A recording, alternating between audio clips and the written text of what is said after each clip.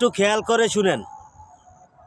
সাগরের মাঝখানে এক পাহাড়, ওই পাহাড়ের উপরে বসে 500 বছর টানা আল্লাহর ইবাদত। বনি ইসরাইলের এক লোক 500 বছর আল্লাহর ইবাদত করেছে। দিনে আর রাতে একবার করে নিচে নামতেন। সেখানে আল্লাহ তাআলা পাথরের ভেতর থেকে তার জন্য মিঠা পানির ব্যবস্থা করে দিয়েছেন, আর একটা ডালিম গাছের ব্যবস্থা করে দিয়েছেন। সকালে নামলে একটা টসটসে ডালিম, রাতে নামলে টসটসে ডালিম। এগুলো খেয়ে খেয়ে 500 বছর সে আল্লাহর ইবাদত করেছে। আল্লাহ বলবেন, 500 বছর ইবাদত করছে তো আমার দয়ায় আমার বান্দারে জান্নাত দাও। এই বান্দা বলে, আল্লাহ তোমার দয়া লাগবে কেন? আমি আমার আমল দিয়ে জান্নাতে যেতে চাই। আল্লাহ বলবেন, তাই ঠিক আছে, তোমার 500 বছরের ইবাদত এক পাল্লায় রাখো। আর আল্লাহ বললেন, আমি যে দয়া করে সৌন্দর্য দেখার জন্য তোমারে 2টা চোখ দিয়েছিলাম, 2টা নয়, একটা চোখ আরেক পাল্লায় রাখো। রাখা হবে, দেখা যাবে ওই 500 বছরের ইবাদত হালকা হয়েছে, আর মুহূর্তের মধ্যে আল্লাহর দেয়া একটা চোখের নেয়ামত ভারী হয়ে গিয়েছে। এবার ফলাফল দেখো, হিসাব বলে তুমি এখন জাহান্নামে যাবা, যাও এবার জাহান্নামে যাও। এবার লোকটা কাচুমাচু করে বলে, আল্লাহ তোমার দয়া ছাড়া দুনিয়ায় কেউ জান্নাতে যেতে পারবে না।